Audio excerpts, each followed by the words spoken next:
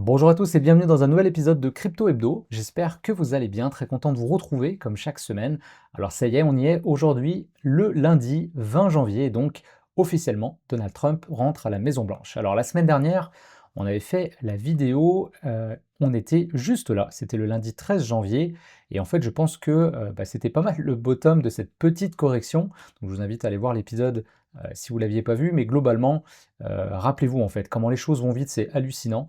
Le marché était vraiment dans la peur à ce moment-là. On s'attendait vraiment à ce que Bitcoin potentiellement retrace jusqu'à sa moyenne mobile 200, peut-être jusqu'aux 73 000. J'avais même entendu des targets beaucoup plus pessimistes. Et je vous disais qu'on était simplement dans une correction qui était tout à fait bienvenue en dessous des 100 000 dollars. Et puis on avait eu le fameux tweet et l'indice Kramer, vous vous rappelez, il disait attention, lundi sanglant, on va vraiment avoir une grosse correction sur le marché. Je vous disais que historiquement, quand on se fie à ce genre de signaux, c'était plutôt l'inverse qui se produisait. Et c'est exactement ça qui est arrivé. Donc on a eu une montée du Bitcoin et là on est en train de vouloir casser ce niveau-là. On a touché les 109 000 dollars ce matin heure française. Donc si je me mets en weekly, voilà, ça ressemble à ça. Donc on a eu un peu de volatilité, c'est un peu agité ce week-end, on va revenir là-dessus. Mais là déjà, si on regarde rapidement, on a eu donc 7% en clôture sur le Bitcoin contre le dollar américain. Et puis là, ça y est, ça attaque fort aussi. Seulement quelques heures que cette semaine commence et nous sommes déjà à presque 7% à nouveau sur Bitcoin. Alors, qu'est-ce qui s'est passé ce week-end? Pas mal de choses. En fait, quelques heures après que Gary Gensler ait quitté son poste, vous vous rappelez que c'était le responsable de la SEC, c'est lui qui avait mis beaucoup de bâtons dans les roues à pas mal de projets, on va dire, de l'écosystème crypto. Alors Donald Trump avait dit, dès qu'il arrivait, Gary Gensler quitterait son poste et on aurait un remplaçant qui lui serait beaucoup plus pro-crypto. Alors je pense que oui, certains d'entre nous s'ennuient déjà quasiment de Gary Gensler. Alors j'irai pas jusque-là, mais quand même, en tout cas, il doit bien rigoler en voyant ce qui s'est passé, puisque quelques heures après son départ, Donald Trump a décidé de lancer son meme coin. Et alors là, eh bien, c'est parti complètement en couille. Excusez-moi le vocabulaire, mais franchement, c'est le cas de le dire. Donc c'était vendredi soir, il a lancé ça sans trop en parler avant, en fait. Le marché s'est complètement agité. Et en fait, tout le week-end, ça a été le sujet sur les réseaux sociaux. Qu'est-ce qui se passe? Alors au début, les gens pensaient que c'était un scam. Il y avait en vérité eu plusieurs projets qui avaient été lancés par Trump ou autour de lui, ou des fois c'était des gens, voilà, des fans qui avaient lancé, par exemple, on pense au MAGA, Make America Great Again, qui avait été un meme coin pendant les élections, qui avait été beaucoup tradé. Il y en avait eu un pour Biden aussi. Voilà, ce genre de choses on avait vu, mais là c'est un token officiel lancé par Trump qui est monté à, je crois, 70 milliards, si c'est pas plus, de capitalisation. On voit qu'il a flippé Shiba pour rentrer comme le deuxième plus gros meme coin juste après Doge. Donc complètement hallucinant, il est allé chercher les 70 dollars, on va aller voir les graphiques tout à l'heure. Là, il a l'air de corriger un petit peu, mais ça a été vraiment quelque chose d'assez fulgurant. Donc voilà, Solana a donné un bon conseil, n'allez plus dormir en fait, c'est ça qui se passe. J'ai vu vraiment, bon moi j'ai suivi un petit peu le truc parce que ça a donné que j'étais réveillé à ce moment-là. Alors j'ai pas du tout tradé ce token, on pourra revenir là-dessus, je vous donnerai mon avis sur ce qui risque de se passer suite à ça. Mais déjà en préambule, je vous dis tout de suite que voilà, ça a été un week-end compliqué, les marchés ont fortement réagi, donc déjà on s'attendait à avoir de la volatilité, mais là je pense que c'était un truc complètement imprédictible. En fait, il y a beaucoup de gens de l'écosystème que je suis qui étaient complètement déroutés, donc des gens, ça fait 6-7 ans qu'ils sont dans l'écosystème et ils disent tous la même chose, j'ai jamais vu un truc comme ça. Bon, donc on va faire comme d'habitude, on va commencer par les graphiques et puis après je vous partagerai quelques tweets que j'ai vus et que je trouvais intéressants. Donc Bitcoin, finalement c'est plutôt bien comporté. Alors allez, on va aller voir tout de suite ce graphique. Voilà, c'est la bougie, on va se mettre même en journalier, comme ça vous allez voir la dinguerie. Alors, on parle ici d'une hausse de 1500% en l'espace de 3 jours, quoi, même pas 3 jours, 2 jours à peine, avec un record vraiment à la première journée. Alors là, je suis sur MEX, ça a été tradé bien sûr on-chain dans un premier temps. Alors le meme coin a été lancé sur la blockchain de Solana. Ce qui est intéressant parce que du coup, et on le voyait dans le tweet juste ici, Solana en fait était le seul qui était vert, tout était rouge, et bien sûr le token de Trump qui était fortement dans le vert, et après il y a eu deux, trois autres projets de l'écosystème Solana, on pense à Jup par exemple, qui avait une belle hausse, et on a Bonk aussi, donc intéressant d'ailleurs, on pourra revenir là-dessus, mais un des meme coins, on va dire leader sur l'écosystème de Solana, eh bien on a profité un petit peu, mais le reste du marché vraiment était dans le rouge. Alors peut-être Bitcoin était relativement neutre, mais le reste du marché a quand même bien corrigé. Alors pourquoi? Eh bien en fait c'est intéressant, mais ce qui s'est passé c'est que ce projet, ce lancement de projet a fait siphon littéralement, de la liquidité du marché. Donc en plus c'était le week-end, on sait que la liquidité est plutôt basse le week-end, eh bien, il y a énormément de personnes qui ont vendu leur position carrément pour venir, s'empiler sur, cette bougie-là. Et ça a créé vraiment ce phénomène de siphon, donc toute la liquidité s'est retrouvée, catapultée sur le projet de Trump, et puis, un petit peu Solana, qu'on va aller voir ici. Voilà, donc Solana, et bah, du coup, a fait un nouveau plus haut ce week-end. Alors voilà, là c'était le samedi, donc vous voyez, hein, ça n'a pas tardé. Le samedi, on a eu 20% quand même. Clôture au-dessus, la ligne violette ici, bah, c'était notre ATH, hein. Ensuite, le dimanche, on est parti encore plus haut. Alors on est peut-être parti un peu vite, donc on voit juste là. Ensuite, le prix a corrigé, est venu retaper, on est même descendu pas mal plus bas. Et puis bah là, Solana a l'air de se reprendre, on est déjà à presque 6%. Donc voilà, ce n'est que le début. Je pense que bah là, on a eu un lancement, hein. Là, on a eu vraiment quelque chose. Depuis le début, moi, je vous dis que je suis vraiment bullish sur Solana. Je pense qu'on peut viser facilement aller un 600 $ sur Solana. Donc, bon, j'allais dire un x 3, mais maintenant, vu qu'on est à 266, un peu plus qu'un x 2. Et là, je pense que je suis vraiment conservateur quand je dis ça. À mon avis, Solana, si on continue avec le même genre de débilité qu'on a vu sur le marché ce week-end, je pense que Solana peut monter peut-être même jusqu'à 800, peut-être même 1000 $, pourquoi pas le chiffre symbolique. Donc on verra ce qui va se passer, mais en tout cas, forcé d'être bullish sur Solana quand on voit un graphique comme ça, et depuis le début, je vous le dis, c'est vraiment, vraiment impressionnant. Alors Ethereum, pour le coup, ça a été plus difficile, parce que le fait que Trump lance son meme coin sur la blockchain de Solana, bah, certaines personnes l'ont interprété en disant bon ben voilà, c'est un désaveu de la blockchain Ethereum, clairement Solana c'est le futur, c'est pour ça que le futur président a choisi de lancer son meme coin sur Solana.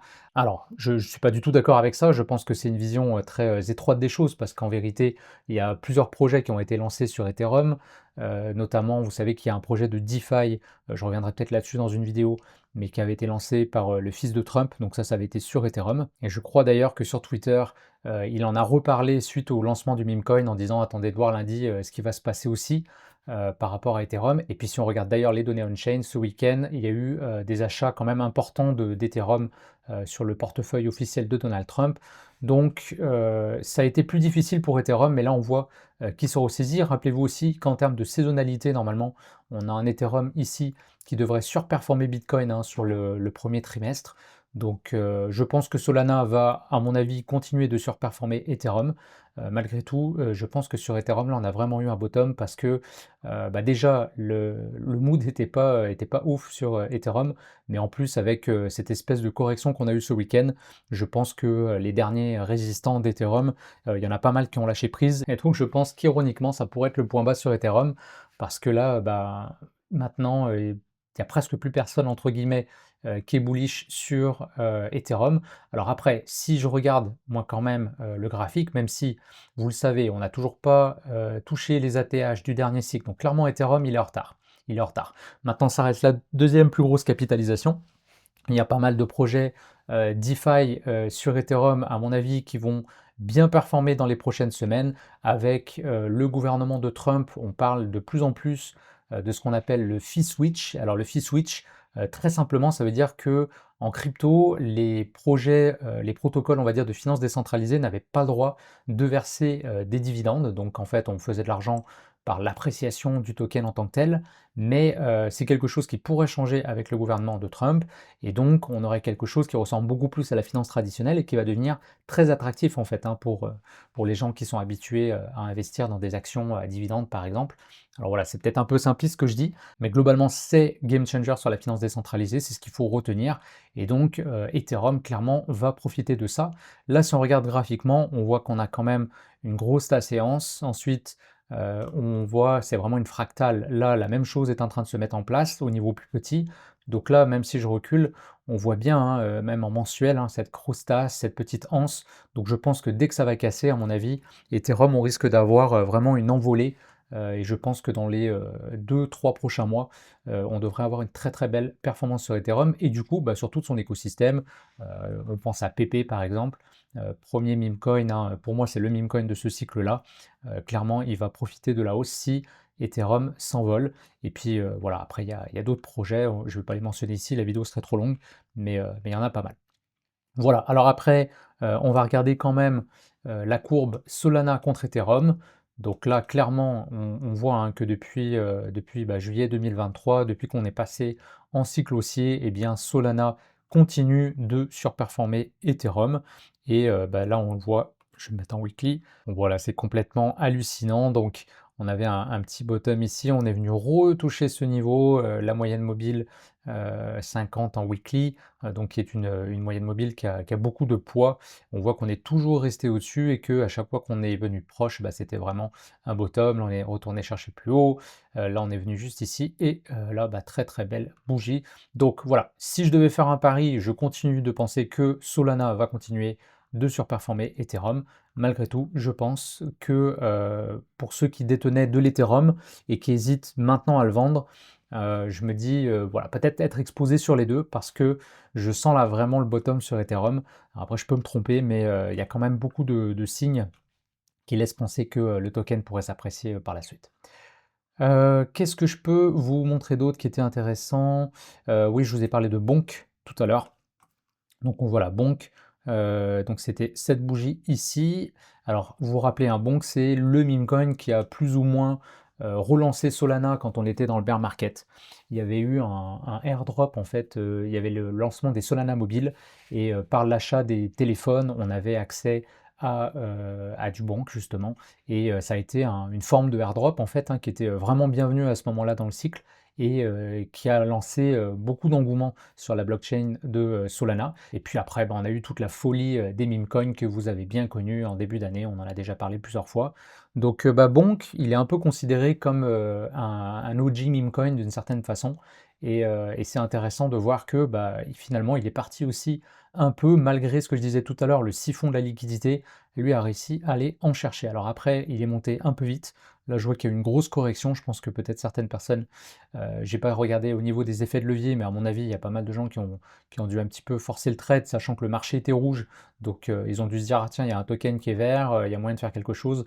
Donc là, le marché a tout de suite refroidi les ardeurs, mais on voit que là, il est déjà prêt à remonter. Donc, c'est super intéressant. Et puis, ben, je pense qu'on va aller sur Twitter parce que là, globalement, ça fait le tour. Comme je vous dis, globalement, on avait eu quand même une belle semaine. On avait eu un beau pump bah, suite à ce que je disais tout à l'heure. Là, après le lundi, on a eu une belle montée. Il y a eu pas mal de projets qui ont monté. Litecoin, par exemple, avait fait un beau début. Attendez, là, je suis en 1 heure encore. En fait, vous les voyez, hein, ces espèces de bougies. Donc, on était monté quand même assez haut, hein, jusqu'à 140 $. Puis ensuite, ça a recorrigé. Si vous allez voir Tao, Tao c'était pas mal aussi, il avait bien remonté. Mog, bon, Mog là après il a recorrigé. Qu'est-ce qu'on a eu d'autre? Doge, Doge si il avait cassé ce niveau-là, bah, en tout cas pas cassé en weekly du coup, parce qu'on a reclôturé, mais en journalier on l'avait fait, voilà, c'était juste là, donc le vendredi. Donc vous voyez, hein, on avait en fait un marché, bon imaginez qu'il n'y a pas ces bougies-là, on avait vraiment des figures comme ça magnifiques, cassure de niveau sur pas mal de projets, donc ultra bullish, et puis bam, le token de Trump qui sort, et grosse correction, et les gens commencent à paniquer, qu'est-ce qui se passe? Donc voilà, c'est le genre d'émotion qu'on vit hein, sur le marché crypto, il faut pas l'oublier, c'est un marché de zinzin, on ne sait jamais ce qui va arriver, pour autant là je vois que le marché est prêt à retourner. Alors on va aller maintenant, trêve de bavardage, on va aller voir un petit peu ces tweets-là que je vous ai mis ici. Allez, pour commencer, une petite blague de Miles, mais en vrai, c'est à se poser la question. Vous vous rappelez les différentes phases d'un bull run. On va toujours commencer en fait la phase 1, normalement, c'est Bitcoin. Ensuite, on va voir un déversement de la liquidité. Phase 2, c'est Ethereum. Ensuite, on va passer sur phase 3, les large caps. Et finalement, phase 4, la alt season. Donc là, c'est tout ce qui est, voilà, alt season, toutes les alt at large, mais aussi les low cap. Et là, on voit, mais pour vrai, c'est exactement ce qui s'est passé les derniers jours. Donc en fait, phase 1, bah, fuck Bitcoin, c'est Trump. Ensuite, ça part directement dans Sol. Large cap, on oublie, on cancelle cette phase-là et on va directement dans la alt season. Vraiment ce cycle-là, il est différent de bon, j'ai pas vécu 15 cycles non plus, mais il est différent de tout ce que j'ai pu voir et je pense qu'il faut rester très alerte, par rapport aux prochaines semaines et ce qui s'en vient. Alors ça, c'est ce que je vous disais tout à l'heure, hein, c'est quand même assez drôle de voir. Le tweet de Jim Cramer a marqué vraiment le bottom, donc là, c'est le SP500. On voit que derrière, c'est reparti. Alors, comme je vous disais, hein, c'est important de vraiment, toujours mettre un grain de sel quand on est dans des phases de autant de peur que d'euphorie d'ailleurs. Ce genre de news là sur les médias de masse, on sait que, c'est des voilà, de l'information qui est consommée par le retail, par le «commun des mortels» entre guillemets. Alors, forcément, il faut prendre, ces informations-là avec beaucoup de prudence. Oui, je voulais vous partager là quand même, pour vous donner des chiffres un peu plus précis.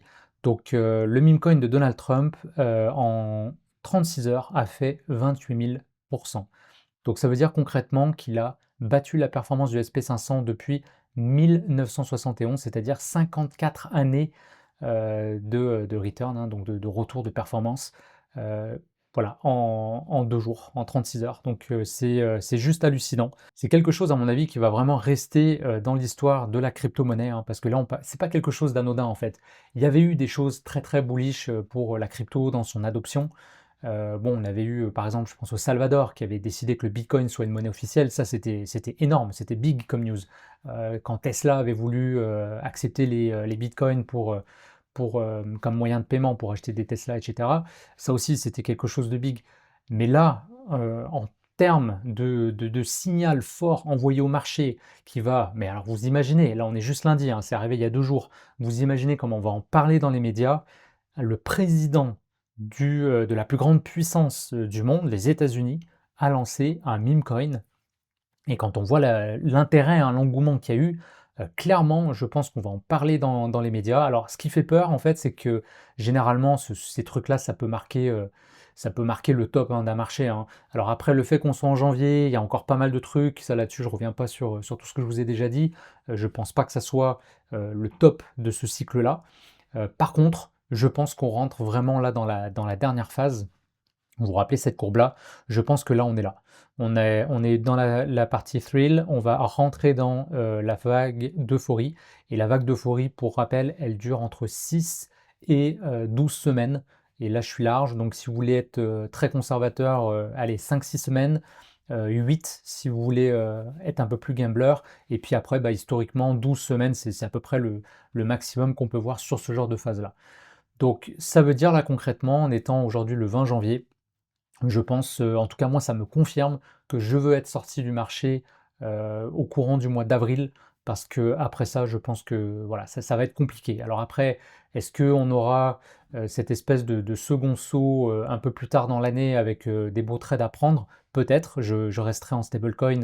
En tout cas, je garderai une partie de mes profits en stablecoin prêt à redégainer si je vois des opportunités. Mais le plus gros de mes positions, je veux être sorti parce que là vraiment ce qui s'est passé, c'est vraiment un signe très fort de on rentre en vague d'euphorie. Donc attention à ça. Et puis, bah, du coup, bah, beaucoup de gens, dans l'écosystème se posaient la question, qu'est-ce que ça veut dire? Alors il y a eu, beaucoup de peur. On se disait, «Est-ce que ça change complètement, le game des meme coins? Est-ce que ça veut dire que finalement on s'en fout des projets avec des fondamentaux?» Et en fait, bah, j'ai pas de réponse à vous donner, mais j'ai trouvé quelques tweets, qui étaient intéressants et moi je partage quand même cette vision, que notamment, en fait, un pump comme celui qu'on a vu sur Trump, hem ça nous montre en fait ce que le marché est capable de faire et c'est ça qui est important. Donc moi je vous l'ai dit tout à l'heure, je n'ai pas du tout, tradé, le token, je n'ai pas prévu de le faire non plus. Alors après, je vous rappelle que tout ça n'est pas un conseiller en investissement, hein, vous êtes responsable de ce que vous faites, donc bravo à vous si vous avez réussi à aller chercher de la performance là-dessus.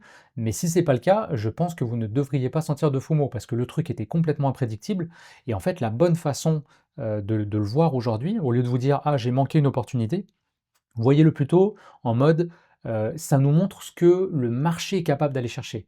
En fait, là, on vient d'avoir un signal fort de et le marché, on rentre dans une autre phase et du genre de performance qu'on peut aller chercher. Donc après ça, toujours prendre un pas de recul et essayer de se poser la question, bah, du coup, la liquidité qui est sur le token de Trump, à un moment donné, elle va aller ailleurs, d'accord? Alors je ne l'ai pas dit, mais c'est quand même super important. Trump, en fait, possède 80% du supply du token et si vous vous dites, qu'il va pas vendre tout de suite, eh bien figurez-vous qu'il a déjà commencé à dumper, ses tokens ce week-end et donc c'est vraiment ça la dinguerie en fait, parce que c'est bon, ça pue le délit d'initié clairement. Je pense qu'il y a des gens qui se sont régalés ce week-end, qui ont fait des millions. Bah, j'avais vu passer d'ailleurs la data. Je pense qu'il y a comme une 500 personnes qui clairement sont dans les petits papiers, qui avaient fait, bah, plusieurs millions, ce week-end et Trump, alors j'ai plus les chiffres exactement, mais vous pouvez les retrouver facilement sur internet. Il avait déjà, je ne sais plus exactement, mais je crois que c'était 5 ou 6 milliards de net worth et aujourd'hui il doit être, probablement, au-dessus de 10, si c'est pas, beaucoup plus que ça. Et en plus, il y a, notre ami Paul Crypto Formation, qui rappelait alors Mélania, on va revenir dessus juste après, parce qu'il y avait eu cette news aussi, qui avait été, bah, clairement bullish, hein, pendant la semaine, hein, avant le lancement du token et donc vraisemblablement, le gouvernement de Trump parle d'enlever les taxes sur, les cryptos américaines. Clairement, c'est un bel addon. Non seulement, il a fait beaucoup d'argent, là on voit, hein, et bah, il a la data, Paul, donc hier l'équipe, du token Trump a vendu pour 500 millions. Voilà, ils ont vendu pour 500 millions et là-dessus, eh ben, il y aura pas de taxe. Donc voilà, c'est ce côté-là en fait, qui a été énormément, critiqué et qui fait peur. En fait, hein, on est en train de se demander si on n'est pas les dindons de la farce finalement. Heu, revenons, je m'excuse, là je pars dans tous les sens, mais il y a pas mal de choses, à vous partager. Donc ça c'était, sur, la distribution du token, ça je voulais quand même vous en parler. Donc on était ici. Donc ce qu'il faut retenir en fait, c'est que globalement, c'est quand même positif le lancement de ce token à mon avis, hein. Ça donne pas la meilleure image de l'écosystème, ça je suis d'accord. Je pense que, c'est le lancement d'une nouvelle mode à mon avis maintenant, je vois pas pourquoi en fait d'autres célébrités ne se mettraient pas aussi à lancer leur meme coin. Bon Elon Musk, peut-être MrBeast et peut-être, d'autres présidents, peut-être, Nayib Bukele du Salvador et cetera. Donc je pense que, il n'y a pas de raison finalement, si Trump l'a fait, pourquoi pas d'autres? Et ça sera difficile pour le gouvernement de dire: «Bah non, c'est pas correct de faire ça». Donc voilà, je pense qu'à ce niveau-là, clairement, il n'y aura pas de retour possible, mais la bonne façon de le voir, c'est de se dire que, bah, ça va clairement permettre de parler de la crypto et je pense que ça va lancer un petit peu comme quand on avait eu la saga GameStop en 2021. Donc là, on en parlait largement dans les médias et c'est vraiment là qu'on a vu le retail arriver et donc là, c'est ce qu'il explique, hein, que Doge, c'est ce qu'il avait fait en 2021. Quand il était monté, là, un peu de la même façon que Trump, il avait vraiment absorbé toute la liquidité du marché et puis, voilà, il avait fait un x10 en 2 jours et après ça, ben, on a vu la liquidité, partir vers, d'autres projets et donc c'est, à mon avis, la même chose qui va se passer, donc la même chose, un petit tweet. Alors si vous voulez les retrouver, hein, prendre le temps de les lire, je les partage tous sur mon profil, hein, le lien est en description. Là, je vous en parle rapidement, en fait, moi, ça me permet de noter les points que je voulais aborder avec vous, mais prenez le temps, hein, de les lire, ça peut être intéressant. Et donc, bah là, même vision du Bangai. Il explique que c'est un peu comme GameStop, finalement, les médias vont en parler. Et oui, la même chose s'était passée avec Doge. Alors, est-ce que Trump, finalement, ne va pas jouer ce rôle-là, va être le Doge de ce cycle-là? Et bah, derrière, je pense en tout cas, ça devrait être très positif pour les meme coins en général. Donc là, clairement, Mourad doit être content parce que ça confirme sa thèse qu'on est sur un genre de super cycle des mimes et que les mimes vont continuer de surperformer. Et je pense que à court terme, en tout cas, c'est très positif pour, Solana. Là, c'est vraiment un genre de catalyseur, et puis après ça, je pense que, en fonction de ce qu'ils vont faire là dans les prochains jours, on devrait avoir cette liquidité finalement du token de Trump qui va, se découler vers d'autres projets. Alors après, là, pour moi, où c'est vraiment parti en vrille, c'est quand le dimanche soir, donc seulement 2 jours après avoir lancé le token de Donald Trump, maintenant, et ben, il y a, Melania, donc sa femme, qui lance son token aussi. Et ben, allez, c'est parti.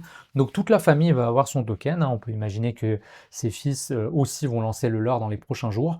Et là, pour moi, c'est vraiment une erreur stratégique. Parce que même pour eux, en fait, je me dis si c'est moi qui avais lancé le token de Trump, j'aurais vraiment gardé le momentum le plus longtemps possible et je serais allé chercher beaucoup plus de liquidités comme ça.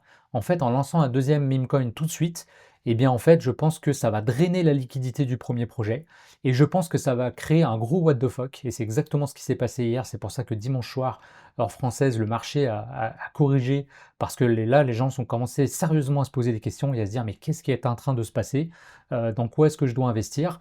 Et en fait, je suis quand même assez content qu'il ait fait ça, Parce que très vite, en fait, et là, c'est le post, je trouve, de Ignace qui est intéressant. Donc lui dit bearish, donc vraiment, je sais même pas le dire en français. En tout cas, vous l'avez compris, il est bearish Trump et Melania. Et il dit par contre, je pense que ça va être bullish pour les cryptos et les meme coins, mais plutôt les OG en fait, hein, ceux qui étaient là avant, parce que très vite finalement les gens ont réalisé que Trump et sa team, et ben finalement c'était un move voilà, pour faire de l'argent. Là, les intentions sont claires. Et je pense que bah, finalement, les investisseurs qui ont voulu faire un écart et qui ont voulu aller profiter du momentum, aller trader, ben, vont quand même, à mon avis, revenir sur leur position initiale. Et je pense que donc, on va revoir cette liquidité, revenir sur bah, les projets qui performaient juste avant le lancement de ce token.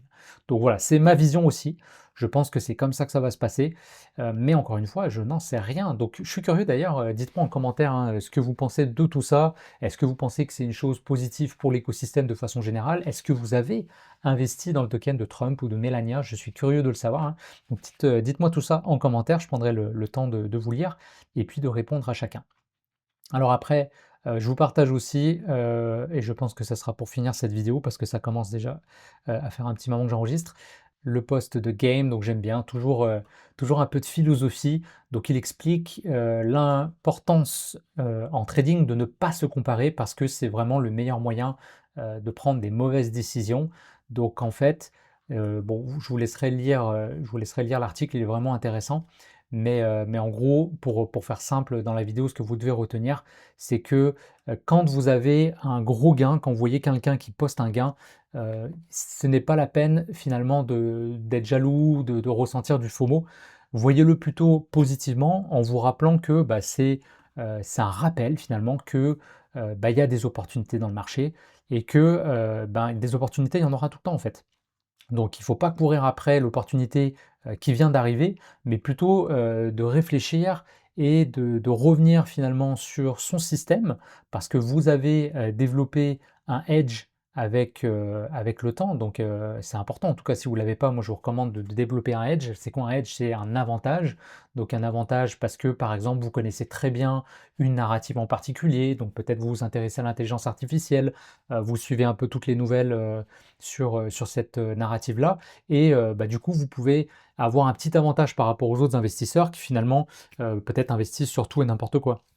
Peut-être que vous suivez beaucoup les meme coins, peut-être que vous avez, comme moi, des connaissances en analyse technique. Moi, c'est ça mon avantage, c'est que je vais vraiment regarder les charts et je vais être capable de voir un petit peu où est-ce que la liquidité va. Donc quand vous ressentez du FOMO et que vous vous mettez à acheter un projet que vous n'avez pas étudié avant, mais juste parce qu'il est en train de pumper, parce que tout le monde en parle, bah en fait, d'une certaine façon, vous vous mettez à gambler et vous perdez votre edge. Donc attention à ça, ne vous comparez pas parce que c'est vraiment à mon avis, à ce point-ci du cycle, c'est la pire chose que vous pouvez faire.